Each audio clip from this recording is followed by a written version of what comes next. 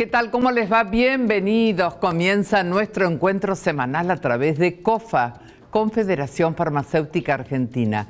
Temas sumamente interesantes que vamos a tratar hoy. Higiene del sueño. Vamos a hablar también de prebióticos y cosmética. Y otro tema que siempre es bueno remarcar, la importancia de la hidratación. Así que comenzamos de esta manera. Decía en la presentación del programa el tema de la hidratación y lo tenemos al farmacéutico. ¿Qué tal, Iván? ¿Cómo te va? Hola, bienvenido. Muy bien, muchas Iván gracias. Sartori, que nos va a hablar justamente de la hidratación, porque aparte de farmacéutico sos un hombre que hace mucha actividad física y sabés muchísimo del tema. ¿Por qué es importante hidratarse? Bueno, hay que recordar que nuestros cuerpos están formados mayormente por agua. Aproximadamente un 60% en el adulto es agua. Sí. Si bien ese porcentaje es un poco mayor en los niños, es un poco menor en los ancianos, que tienen menos capacidad de conservar ese agua en sus organismos. Ese líquido. Ese claro. líquido, exactamente. Pero es importante, ¿no? Porque creo que cuando uno ve las cifras, 60%. 60%, es fundamental. Y si uno se detalla cada uno de los tejidos y órganos, por ejemplo, el cerebro y los músculos están constituidos aproximadamente por un 75% de agua. Claro. La sangre por un 80% de agua. Y justamente cuando uno tiene deshidratación, tiene calambres, justamente porque está formado mayormente por agua en los músculos. Claro. O dolor de cabeza en la deshidratación, por ejemplo, cuando se ingieren bebidas alcohólicas que se pierde agua, duele la cabeza. Bueno, después... Por eso es tan importante, yo una vez que leí todo el tema de la luna, pensé, porque la luna es la que maneja las mareas, ¿no? Claro, exactamente. Imagínate, por eso esta cosa de la luna llena y todo, viste, toda una mística que hay, pero bueno, debe tener que ver también, ¿no? Uno, porque con tanta cantidad de líquido que tiene. Bueno, cierro el paréntesis, fue una acotación al margen. Está perfecto. Y sí. Es como decís, aparte, justamente hay un manejo de las mareas, justamente por la interacción con el sol y la luna. Claro, claro. Las tablas de mareas se hacen en función a eso. Bueno, y nosotros también tendríamos que tener una tabla ahí para saber. Es verdad. Porque digo, a veces la hidratación es algo que damos por descontado, ¿no? Sí, tal cual, pero no es así, y más en los ancianos que pierden esa sensación fina de la sed. Entonces, de la sed, claro. Entonces no se dan cuenta que se tienen que hidratar y se están deshidratando. Porque ¿cuáles son los beneficios de la hidratación? Bueno, el agua es fundamental para la turgencia de la piel, sí. Por ejemplo.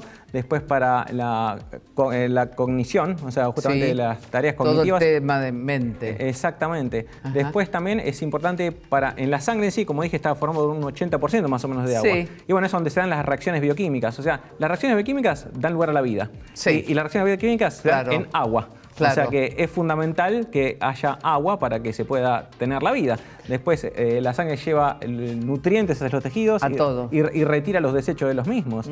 Y también interviene la termorregulación. Justamente cuando se aumenta mucho la temperatura, justamente al transpirar se disminuye esa temperatura excesiva que puede producir un daño en los órganos. Aparte de la transpiración, ¿cuáles son las causas que pueden provocar deshidratación? El no consumo de líquido. Bueno, el no consumo de líquido, esa es una de las cosas más comunes, que puede ser porque la persona se olvida, porque está trabajando, porque está, por ejemplo, los jóvenes que están inmersos en los videojuegos, que hasta se olvidan de sus necesidades fisiológicas básicas por ese grado de inmersión con el que tienen. Sí. Y también a veces por no tener acceso al agua potable, por ejemplo, en viajes donde no hay acceso o se hace senderismo. Sí. Después también el tema de la diarrea y los vómitos, que puede producir no solamente pérdida de agua, sino también de sales, que es importante.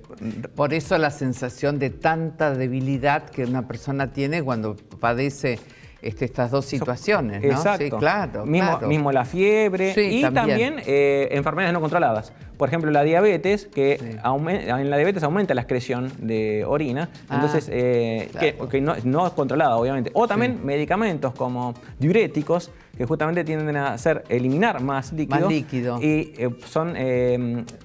estos medicamentos son establecidos para, por ejemplo, patologías como la hipertensión arterial o la insuficiencia cardíaca, que es necesario eliminar líquidos. O sea que hay que tener siempre una especie de alerta y de un balance en todo lo que nos sucede, ¿no? Sí, exactamente. Claro. Justamente es un factor de riesgo las personas mayores en sí. Claro. Que, por un lado, como dije, el combo de todos los medicamentos, de todos. Las enfermedades. Por otro lado, que a veces no tienen la movilidad suficiente para alcanzar el vaso con agua. O sea, pierden su independencia para hasta incluso hidratarse. Y también las personas que trabajan al aire libre, al sol, o los deportistas también. Yo una vez a un gerontólogo que le hice una nota decía que cuando una persona que tiene muchos años y no tiene un problema de deshidratación, hay que ponerle un vaso en todos los ambientes de la casa y que al llegar la noche tiene que haber tomado cada uno de esos vasos, ¿no? Como, lo recuerdo porque era un ejemplo que nunca se me hubiera ocurrido, ¿no? Sí, está excelente. O poner una botella con agua, con los 2 litros, entonces ahí tiene que terminar la botella. Es mejor fraccionado, como decís Claro, vos. fraccionado. Ahora, ¿con qué conviene hidratarse? Porque mucha gente dice, no, yo tomo líquido, tomo gaseosas, tomo, en fin, muchas cosas. Eso depende del caso. Para el caso de un deportista en sí, lo mejor es hidratarse con bebidas deportivas, que no solamente se recupera el agua, sino también las sales que se van perdiendo. Claro. Después, para una persona convencional que realiza las actividades físicas convenidas o según las pautas de la Organización Mundial de la Salud, con agua potable alcanza y sobra.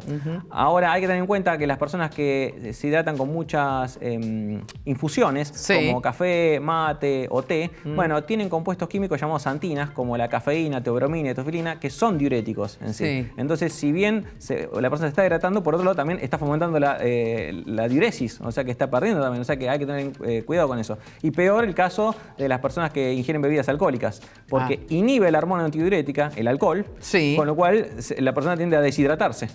Entonces, por eso es fundamental, las personas que toman bebidas alcohólicas, tomar bastante agua para perder todo lo que está perdiendo por esa inhibición de esa hormona. Como siempre, Iván, clarísimo. Muchas gracias. Muchas gracias a vos, Tete. Gracias por estar en el programa. Nos vamos a una pausa y ya estamos de regreso.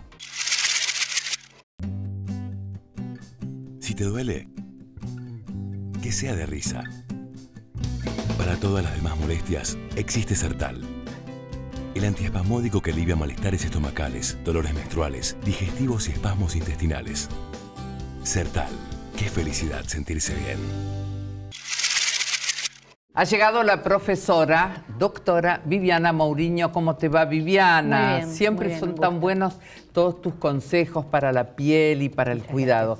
Y cuando presenté el programa dije prebióticos. ¿Y dije es prebiótico o es probiótico de lo que vamos a hablar? Bueno, podemos hablar de los dos. Sí, también. En principio, los prebióticos en cosmética, o sea, para lo que tiene que ver con la piel, es todos los nutrientes selectivos de los microorganismos que habitan la piel, que son saludables para la misma.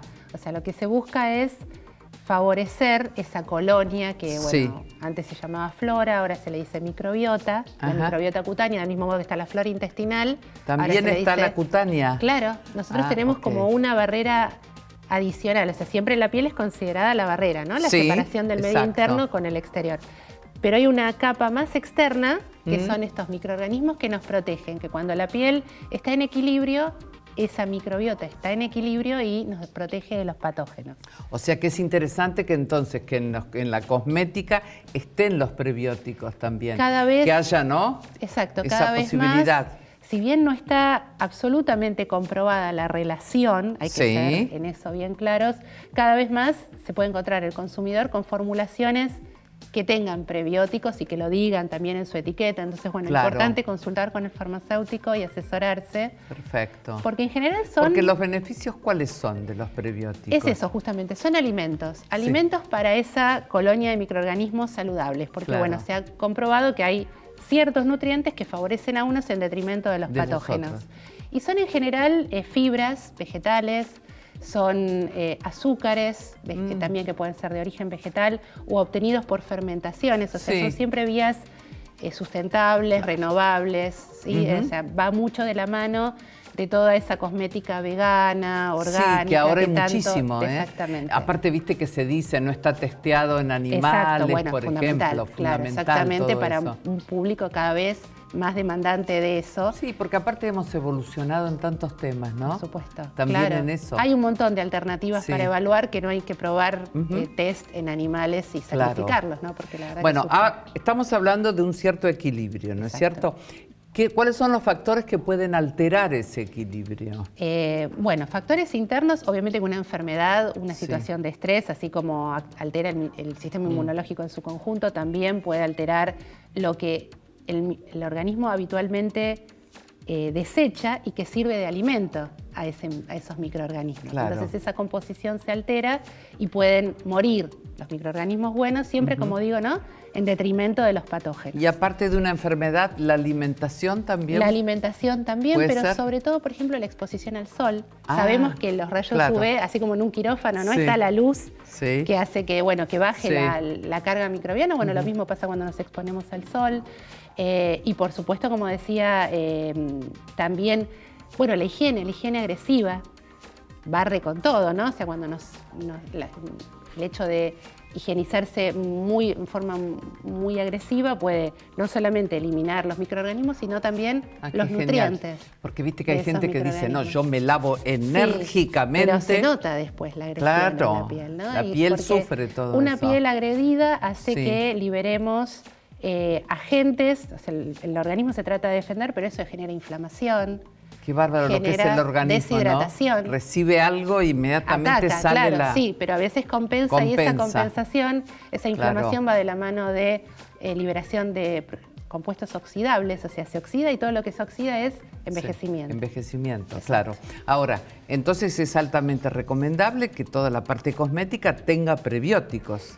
Sí. Digo, o sea, como para empezar a hablar de los temas que tenemos que saber cuando vamos a comprar, como vos decías, en la etiqueta, fijarnos sobre también, todo para ¿no? aquellas personas que están buscando un producto antiedad y que determinados componentes que son antiedad les generan reacciones adversas. Esto es una manera, como digo, evitando las inflamaciones, ¿no?, equilibrando la flora, la microbiota cutánea. Bueno, podemos también a su vez actuar favoreciendo los mecanismos antiedad de la piel. Porque aparte hay tantas cosas, ¿no? Por suerte, cómo se investiga y se descubre para evitar ese envejecimiento, ¿no? El avance biotecnológico. Claro. La cantidad de productos que se pueden obtener a partir de fermentaciones de microorganismos. De microorganismos, claro. Es impresionante cómo también allí toda la industria está cada vez trabajando más. Ahora, hablábamos de prebióticos. ¿También es bueno que tengan probióticos los cosméticos? Bueno, los probióticos son células viables, células que están vivas. Vivas. O sea, cuando nosotros, eso lo aprendimos por toda la parte intestinal. Claro, exactamente, eso es lo que iba a decir. Bueno, exactamente. Un yogur tiene probióticos, tiene, por ejemplo, lactobacillus, o sea, tiene microorganismos que favorecen la microbiota intestinal.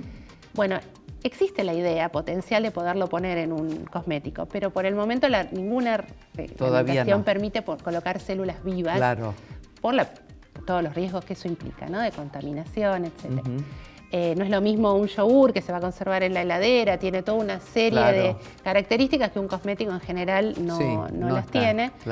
Pero sí lo que hay, el consumidor se puede encontrar con etiquetas que digan también probióticos, pero son en general lisados, o sea, productos de degradación de las células, que a su vez eran células que no son vivos, entonces. Claro, se fragmentaron en partes más pequeñas. Está bien. Que lo que termina sirviendo es, nuevamente, de nutrientes para esos microorganismos que tenemos en la piel. Bueno, como siempre, Viviana, sumamente interesante todo lo que aportás al programa. Gracias. Nos vamos a una pausa y ya estamos de regreso.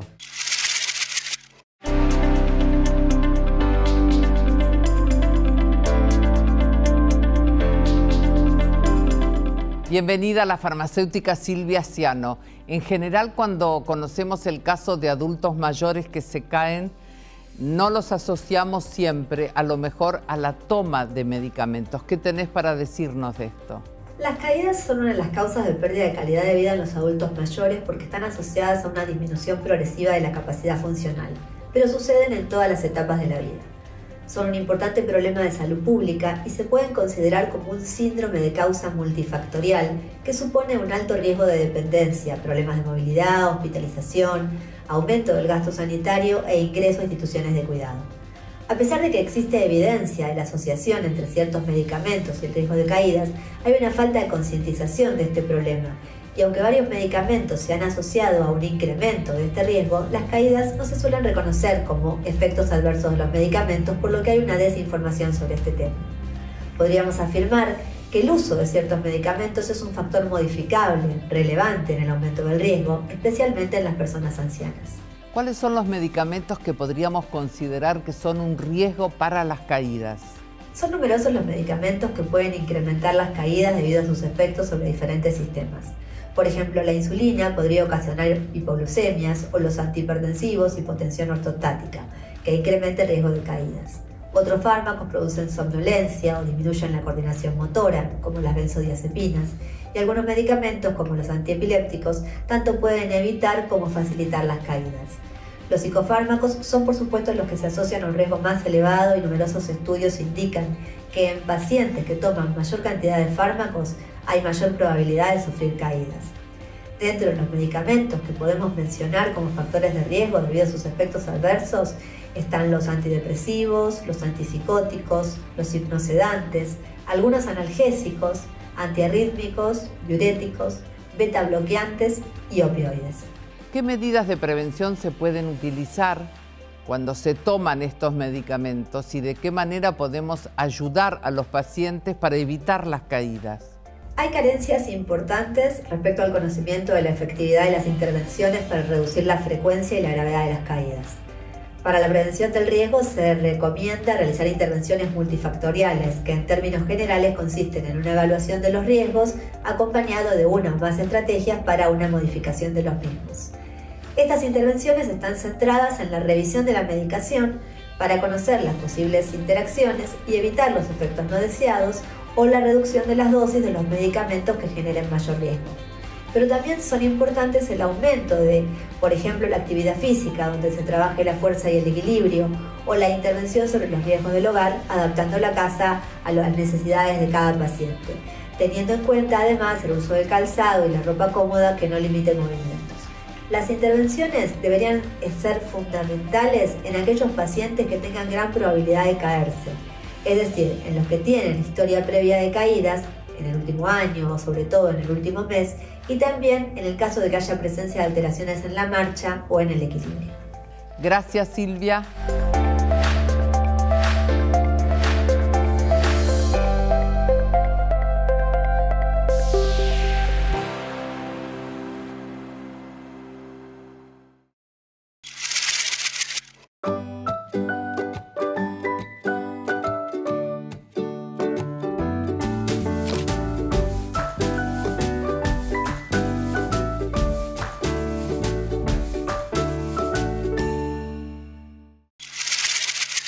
Bueno, ha llegado el farmacéutico Víctor Morandi y vamos a hablar de higiene del sueño. Hacía chiste, un chiste malísimo, no tiene que ver con bañarse antes de ir a dormir, pero lo dijo. Bueno, Víctor, hablemos un poquito realmente lo importante que es el sueño y como una reflexión antes de comenzar a meternos en el tema de dormir. Yo creo que la pandemia fue una situación muy difícil para mucha gente, sí, y difícil también en el tema de los hábitos cotidianos, porque al estar encerrados no había que levantarse al otro día había una cierta... Cambió todo, todo. Una cosa muy elástica. El ámbito del día a día. Del día a día, sí, cambió, pero en el sueño... Y en el sueño... todo depende de lo que cada uno asumió como pausa, ¿no? Con el hecho de estar encerrado.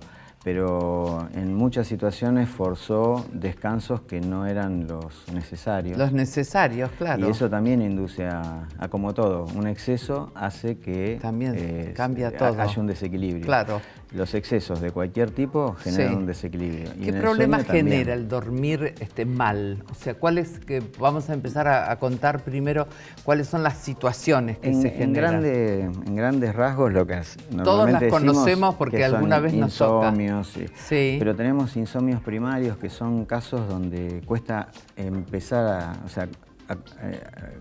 captar el sueño. O sea, que uno se acuesta y no puede... y no viene el sueño. No viene el sueño. Después está la parasomnia, que son aquellas personas que ya tienen como dificultades al dormir, presentan pesadillas, entonces bueno, ahí tenemos otro problema. Sí. Las narcolepsias, que son las personas que necesitan el ataque de sueño, que se llama. Entonces necesitan que se duermen en cualquier lugar. En cualquier lado tienen problemas. Y después está la disomnia, que es no selectiva, que es los distintos problemas por los cuales uno no puede cumplir con un régimen de dormir. Como bien vos decís, lo ideal sería que cada uno tenga como un ritmo normal de fases de sueño. Ahora, cuando hablamos de sueño, ¿qué es lo que tenemos que priorizar? ¿Calidad, cantidad? ¿Cómo es? Es una muy buena pregunta. Muchos asocian de que hay que dormir 7 horas como si eso sea 8 horas. Una regla básica. Como una regla de que si dormís eso ya descansaste. Y no es así, porque el sueño no es que uno se duerme, es algo constante. No. Tiene fases y uno debe cumplir esas fases para lograr el descanso. Claro. Sin entrar en mucho detalle de las fases, lo que es importante remarcar es que si uno no tiene una calidad de sueño profundo, no llega a recuperar, a regenerar esa energía. Entonces, esto pasa en las edades de diferentes formas. Uno puede decir, bueno, cuando la persona es chica sí tiene mayor condición de tiempo de dormir. Cuando uno es joven, de última con 7, 8 horas se dice que está bien. Pero a veces duermen 10 horas la gente joven, claro, ¿sabes cómo duermen? Claro. Y cuando uno digamos, es un adulto mayor, ya por ahí necesita menos horas. Pero todo viene asociado un poco al ritmo de cada uno. Es decir, a veces el hábito de dormir, lo ideal sería que todos a las 10 de la noche nos pudiéramos acostar y levantarnos a las 6 de la mañana, pero la realidad es otra. Es otra. Hay que trabajar a la noche muchas veces. No, aparte los hábitos, acá los argentinos comemos tarde, también no es que comemos a las 7:30, 8 de la noche, sino que a veces comemos a las 10 de la noche, 9:30. Claro, entonces es imposible irse a la cama enseguida. Y muchas veces todas esas fatigas que uno va incorporando por la falta de sueño, hace que uno las trate de trabajar.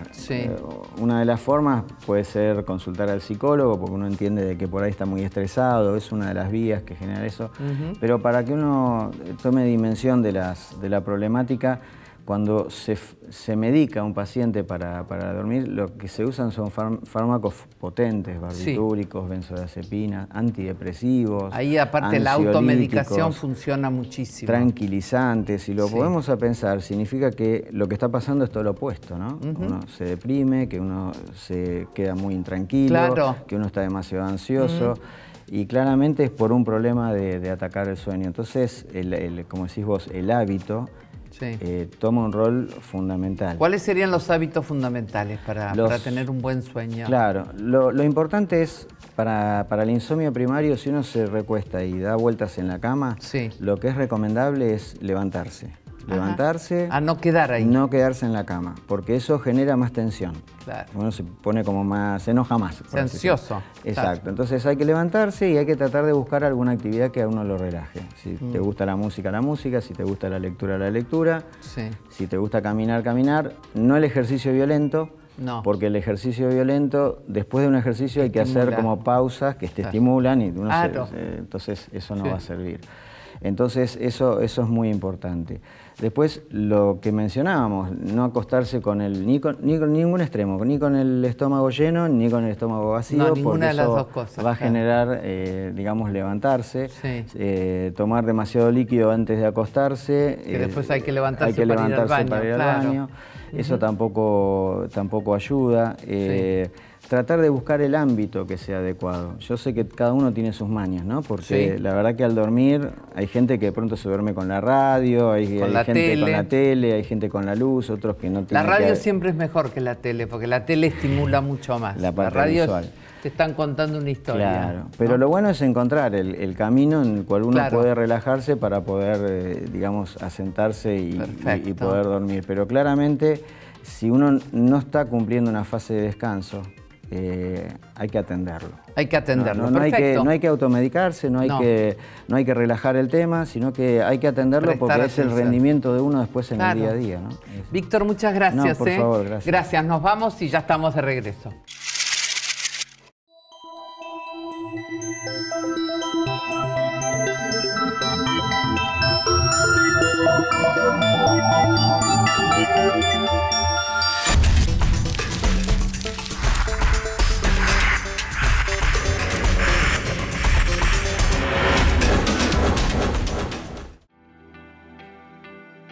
Desde hace 10 años, Mastelones lleva a cabo una campaña solidaria para ayudar a los que más lo necesitan. Este año decidimos que los hospitales sean los protagonistas. Por eso, vamos a donar 250.000 vasos de leche a los hospitales que están en las comunidades donde la Serenísima tiene sus plantas.